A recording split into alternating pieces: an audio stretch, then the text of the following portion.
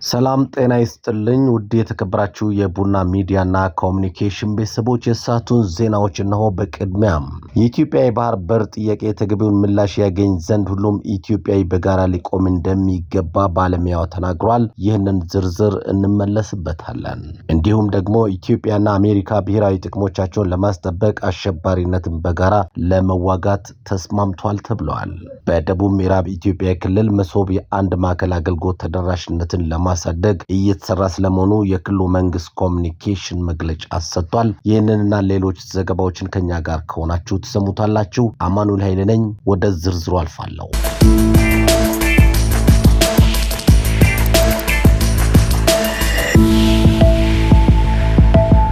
የኢትዮጵያ የባህር በር ጥያቄ ተገቢውን ምላሽ ያገኝ ዘንድ ሁሉም ኢትዮጵያውያን በጋራ የቆሙ መሆኑን የዓለም አቀፍ ግንኙነትና የዲፕሎማሲ ባለሙያው አቶ ጥላሁን ሊበን ገለጹ። የባህር በር ጥያቄው የአንድ መንግስት ወይም የፖለቲካ ድርጅት ፍላጎት ብቻ ሳይሆን የመላ ኢትዮጵያውያን የህልውና ጥያቄ መሆኑን ባለሙያው ከኢቢሲ ጋር በነበራቸው ቆይታ ተናግረዋል። ኢትዮጵያ የባህር በር በማጣቷ በየዓመቱ የምትከፍለው የወደብ ኪራይ በአገር ኢኮኖሚ ላይ ከፍተኛ ጫና እያሳደረ እንደሚገኝ ገልጿል። ለወደብ ኪራይ የሚወጣውን ከፍተኛ ወጪ ለውጥ ሊያመጣ የሚችል ትልቅ ሀብት መሆኑን የጠቀሱት ባለሙያው የባህር በር ማጣት በዲፕሎማሲና በሀገር ሉዓላዊነት ላይም የራሱ የሆነ አሉታዊ ተጽዕኖ እንዳለው አስረድተዋል። በአዲስ አበባ የጉለሌ ክፍለ ከተማ አርሶ አደሮች ለኢቢሲ በሰጡት አስተያየት የባህር በር አለመኖር በኑሯቸውና በስራቸው ላይ ከፍተኛ ጫና እንደፈጠረባቸው ነው።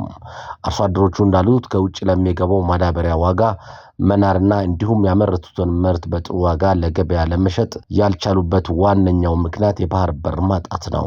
የባህር በር ቢገኝልን አርሶ አደሩም ነጋዴውም ሆነ ሸማቹ ተጠቃሚ ይሆናል ሲሉም አርሶ አደሮቹ ተናግረዋል። የባህር በር ጥያቄው ተገቢ መሆኑን በመጥቀስ ለስኬታማነቱ አስፈላጊውን መስዋዕትነት ለመክፈል ዝግጁ መሆናቸውን አረጋግጠዋል። የባህር በር ጥያቄው ውጤት እንዲያመጣ ወጣቱ ትውልድና ሚዲያዎች የሀገር ብሔራዊ ጥቅምን በማስቀደም ግንዛቤ የመፍጠር ስራ እንዲያከናውኑም ጥሪ ቀርበዋል። ጠቅላይ ሚኒስትር ዶክተር አብይ አህመድ የኢትዮጵያ የባህር በር ጥያቄ በሰላማዊ መንገድና በድርድር ምላሽ እንዲያገኝ መንግስት በጽኑ እንደሚሰራ መግለጻቸው ይታወሳል።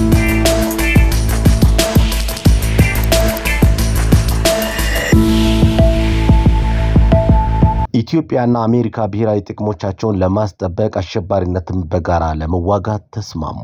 የመከላከያ ሚኒስትር ኢንጂነር አይሻ መሐመድ የዩናይትድ ስቴትስ የአፍሪካ እዝ አዛዥ ጀነራሉን ቢሮአቸው ተቀብለው አነጋግረዋል። ሁለቱ ወገኖች በሀገሪቱ መካከል ያለውን ወታደራዊ ትብብር ማሳደግ በሚቻልበት ሁኔታ ላይ የመከሩ ሲሆን የጋራ መግለጫም ሰጥተዋል።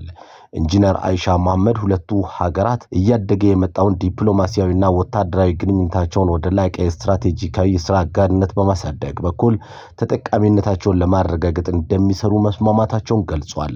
በተጨማሪም ሀገሪቱ በሰላምና ጸጥታ ዙሪያ በጋራ ለመስራት መግባባት ላይ መድረሳቸውና ብሔራዊ ጥቅሞቻቸውን ለማስጠበቅም አሸባሪነትን በጋራ ለመዋጋት መስማማታቸውን ተናግረዋል። የዩናይትድ ስቴትስ የአፍሪካ እዝ አዛዥ ጀነራሉ በበኩላቸው የኢትዮጵያ አየር ኃይል 9ኛ ዓመት ምስረታ በዓልን ለማክበር ወደ ኢትዮጵያ መምጣታቸውን ታሪክን ለማሰላሰልና የወደፊት ትብብርን ለማጠናከር ትርጉም ያለው አጋጣሚ እንደሆነ ገልጸዋል። ጉብኝቱ የጋራ ቀጠናዊ የደህንነት ተግዳሮቶችን ለመፍታትና የሁለትዮሽ ግንኙነቱን ይበልጥ ለማጠናከር ትልቅ አጋጣሚ መፍጠሩንም ገልጿል።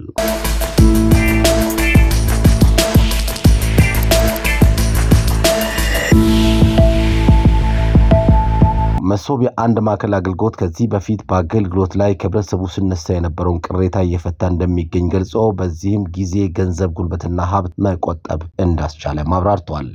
በክልሉ የማዕከሉን ተደራሽነት ለማስፋፋት በትኩረት እየሰራ እንደሚገኝም ገልጾ የ5 ማዕከላት ግንባታ እየተካሄደ መሆኑንም ተናግሯል።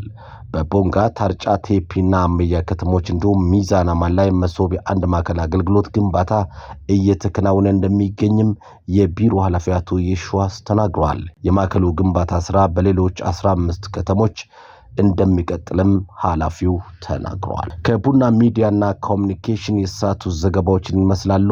አማኑኤል ነበርኩኝ። ጤና ይስጥልኝ።